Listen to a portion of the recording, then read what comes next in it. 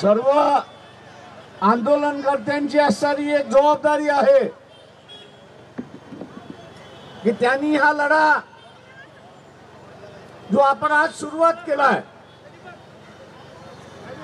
तो आपल्या वस्तीमध्ये जाईल, घरामध्ये जाईल, एक जागरूकता आपण असं निर्माण करणार आहोत आणि ती जागरूकता म्हणजे यापुढे कोणालाही मग ती चळवळ असेल किंवा डॉक्टर बाबासाहेब आंबेडकर असतील यांच्याबद्दल आदरानेच वक्तव्य करावं लागेल, अन्यथा त्यांना त्यांची जागा दाखवल्या जाईल अशी असणारी परिस्थिती आहे. मित्रो, अमित शहाच्या वाचवायला पंतप्रधान नरेंद्र मोदी धावून आले. या मुंबईमध्ये एक जोडी होती, आपल्याला माहित असेल, रंगाबिल्ला.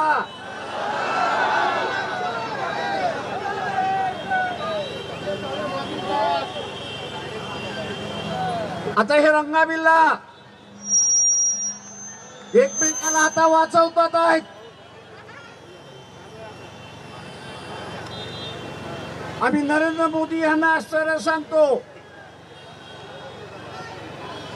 काँग्रेसला जेवढ्या शिव्या द्यायच्या असेल तेवढ्या तुम्ही द्या, आम्हाला त्याच्यातला काही फरक पडत नाही.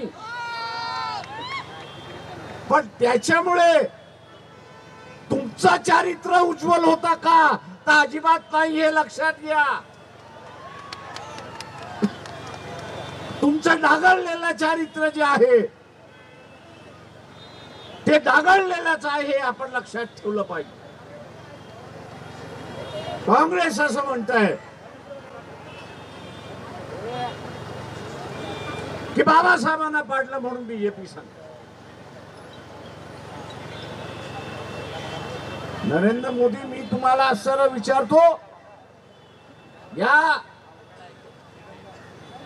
मुंबईतल्या, मध्य मुंबई मधल्या 52च्या असणाऱ्या लोकसभेमध्ये RSS आणि डावे पक्ष एकत्र होते की नाही ते असणाऱ्या सांगा.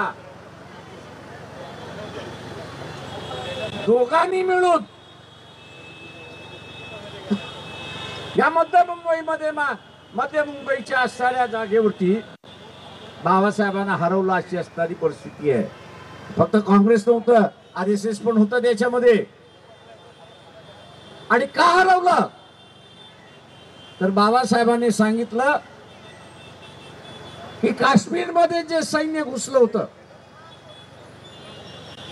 ते पूर्ण तुम्ही ताब्यामध्ये घेतलेलं नाही, आणि पूर्ण ताब्यामध्ये न घेतल्यामुळे येणारे किती पिढ्या यांचं रक्त सांडेल याची आपल्याला कल्पना त्या ठिकाणी करता येणार नाही. आणि म्हणून त्यांनी आग्रह धरला होता की हा काश्मीरचा जो असणारा प्रश्न जो आहे तो तुम्ही ताबडतोब असणारा मिटवला पाहिजे. नाही तर त्यांचा शब्द होता की इंडिया विल ब्लीड. आणि आज आपण असणारा बघतोय त्या काश्मीरच्या प्रश्नावर भारताला असंतोष त्या भागामध्ये आणि उरलेल्या भागामध्ये वाढतोय अशी असणारी परिस्थिती आहे. नरेंद्र मोदी हा इतिहास आपण विसरलात हे असताना लक्षात घ्या. तेव्हा आपल्या पहिल्यांदा असताना चारित्र्याकडे त्या ठिकाणी पाहिलं पाहिजे. आपलं चारित्र्य स्वच्छ असेल तर तुम्ही दुसऱ्यांवरती टीका करू शकता, नाही तर चिखलफेक तुमच्यावरती होणार सुद्धा अशी असणारी परिस्थिती आहे. आणि म्हणून मित्रो नरेंद्र मोदींना मी असं सांगू इच्छितो की काँग्रेसने विरोध केला का बाबासाहेबांना? तर केला. पण तुम्ही केला की नाही हे सांगा ना. ज्यावेळेस महिलांना समान अधिकार देण्याची चर्चा संविधानामध्ये झाली, महिलांना समान अधिकार देण्याची चर्चा ज्यावेळेस संविधानामध्ये झाली, त्यावेळेस मोदी ज्या RSS चे तुम्ही असणारा स्वयंसेवक आहात, त्या महिला स्वयंसेवकांचा असणारा मोर्चा जयराज हाऊस बाबासाहेब ज्या ठिकाणी राहत होते त्या ठिकाणी तुम्ही काढला की नाही असणारा सांगा. एक दिवस नाही 5 दिवस गराडा खालून त्या ठिकाणी होते. मित्रो, इतिहास हा आम्हाला उघडायचा नाहीये, इतिहास हा आम्हाला उघडायचा नाहीये, परंतु तो वाईट आणि मी स्वच्छ, तो काळा आणि मी पांढरा असं जे भासवायचं चाललेलं आहे, त्याच्यामुळे तुमचं काळेपण सुद्धा आम्हाला लोकांसमोर आणल्याशिवाय राहत नाही अशी असणारी परिस्थिती आहे. मोदी तुम्ही असणारा एवढं, मोदी तुम्ही असणारा एवढं संविधान प्रेमी असेल तर जस्टिस लोया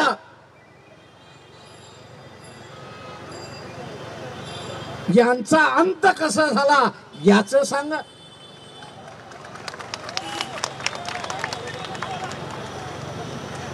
याचा अंत झाला कसा सांगा. कोणी केला, कशामुळे झाला. आणि म्हणून मित्रो, हे दुर्दैव आहे. शिकलेल्या आणि उच्चभ्रू असणाऱ्या RSS ला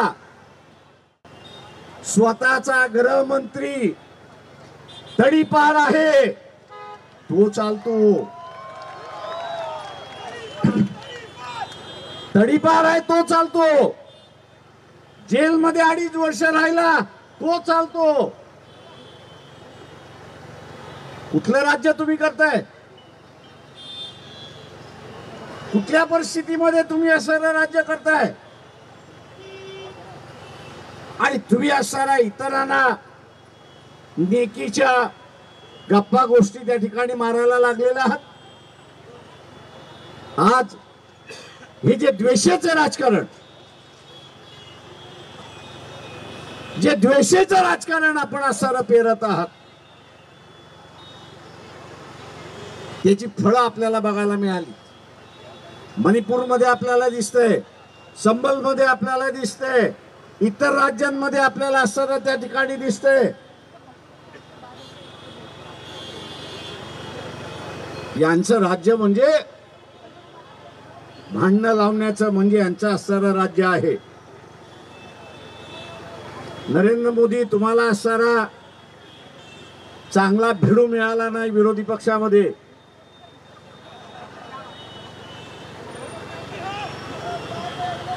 दुर्दैवाने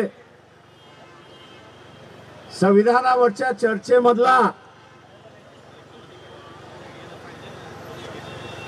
सरदार पटेल, जो भारतीय जनता पक्षाचा असणारा हिरो आहे,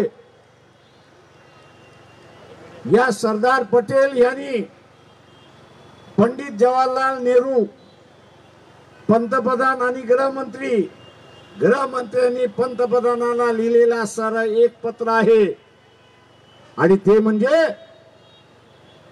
पंतप्रधानांना सावध करण्याचं पत्र आहे की तुम्ही जी असणारा RSS ची जवळकी बांध लावताय तिला थोडासा लगाम घाला. कारण RSS असणारा तुमचं सरकार उलटून पाडणार आहे, कूप करणार आहे. सांगतोय कोण? सरदार पटेल नेहरूंना सांगतात. म्हणजे संविधान उलटून दाखवण्याचा असणारी भाषा त्यावेळेस पासून चालली. आणि म्हणून दुर्दैवाने मोदींना चांगला भिडू असताना त्या ठिकाणी मिळालेला नाही. कदाचित चांगला भिडू मिळाला असता तर राफेल बाहेर निघाला असतं.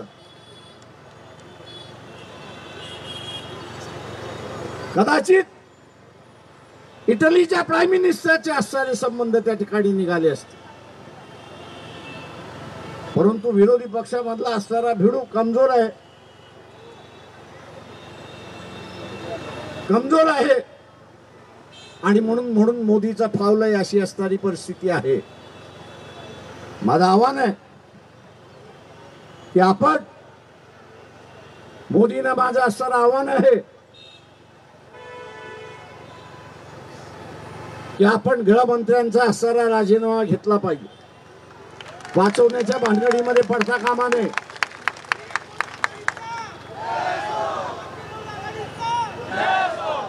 आपलं आंदोलन हे चालू राहील, आपलं आंदोलन हे चालू राहील. आज आपण सुरुवात केलेलं आहे. आपलं आंदोलन हे चालू राहील. आज आपण सुरुवात केलेलं आहे. राज्यामध्ये आणि देशामध्ये आज हे आंदोलन पेटत आहे. वेगवेगळ्या संघटना करतात आहेत, वेगवेगळे आंबेडकरी चळवळी करतात आहेत, वेगवेगळे राजकीय पक्ष करतात आहेत. त्यांचं आम्ही असणारं स्वागत करतो. त्यांचं आम्ही असणारं स्वागत करतोय. या देशामध्ये संविधान आणि बाबासाहेब हे आज अजरामर झाले तशी असणारी परिस्थिती आहे. मित्रो, आपण सगळेजण या ठिकाणी जमून आपली असणारी एक ताकद दाखवली, आपला आक्रोश जो आपण व्यक्त केला त्याबद्दल मी आपले सगळ्यांचे असणारा धन्यवाद या ठिकाणी मानतो. आपला असणारा आज हा जो आक्रोश मोर्चा आहे त्याची आपण असणारा या ठिकाणी सांगता करतो आणि शासनाला आणि नरेंद्र मोदी यांना असणारा आम्ही इशारा देतो आहोत की मनमानी कारभार जो चाललेला आहे तुम्ही काँग्रेसला खिशामध्ये घालू शकता, तुम्ही इतर पक्षांना खिशामध्ये त्या ठिकाणी घालू शकता, हे लक्षात घ्या. त्यांच्यावरती इन्क्वायरी बसू शकता अशी घ्या आणि त्यांना इन्क्वायरी बसून तुम्ही असणारा मांजर केलेला याची सुद्धा मला जाणीव आहे. 9 वेळा मोदी तुम्ही माझी चौकशी केलेली आहे, तुम्ही 9 वेळा केलेली आहे. एक ऑफिसर आला आणि म्हटला बघा साहेब माझं प्रमोशन आहे, काहीतरी सांगणार. मी त्यांना म्हटलं हे माझ्या आजोबांचं घर आहे, ही माझी प्रॉपर्टी आहे आणि म्हटलं ही जी समोरची बसलेली जनता आहे ती मला खाय प्यायला घालते, ही अंडे पाठवून.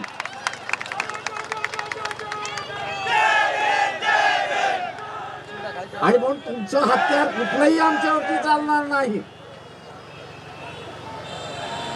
तुमचं कुठलंही हत्यार आमच्यावरती चालणार नाही आहे. आम्ही लढायला उतरलो म्हणजे उतरलो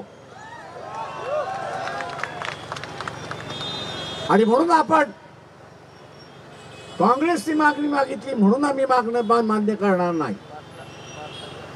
या ज्या भूमिकेमध्ये भारतीय जनता पक्ष आलेला आहे, तुम्ही देशाचं असणारं हित त्या ठिकाणी पाहिलं पाहिजे, पक्षाचं असणारं हित आपण त्या ठिकाणी पाहता कामा नये. आणि म्हणून माझं आव्हान आहे आपल्या सगळ्यांना की ज्या ज्या वेळेस पक्षाच्या वतीने या लढ्याचा कॉल येईल तेव्हा आपण लाखोच्या संख्येने या रस्त्यावरती आपण उतरलं पाहिजे, हे लक्षात घ्या. आपली ताकद, आपली ताकद, आपली ताकद, आपली ताकद, आपली ताकद, आपली ताकद किंवा ती रस्त्यावरती आपण दाखवली पाहिजे, लाखोच्या संख्येने आपण दाखवली पाहिजे. तरच आपण आपले अधिकार या ठिकाणी शाबूत ठेवू शकतो. अन्यथा हे कधी हिसकावून घेतील याचा तुम्हाला पत्ताही लागणार नाही, अशी परिस्थिती आहे. आणि म्हणून हा आक्रोश मोर्चा आज ह्या ठिकाणीच थांबतो. आपण सगळ्यांनी शांततेने असताना घरी जायचं आहे. 2-4 दिवसाची आपण असणारा वाट या ठिकाणी पाहणार आहोत की नरेंद्र मोदी काय भूमिका घेतात आहेत. त्यांनी योग्य भूमिका घेतली नाही तर आम्ही रस्त्यावरती आहोत हे लक्षात घ्या.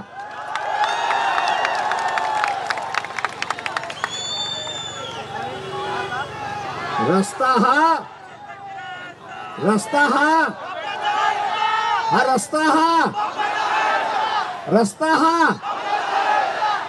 हा तो आम्ही कधीही कॅप्चर करू एवढं सांगून देतो. आणि आज या ठिकाणी हा आक्रोश मोर्चा आपण विसर्जित करत आहोत. जय भीम, जय भारत, जय संविधान.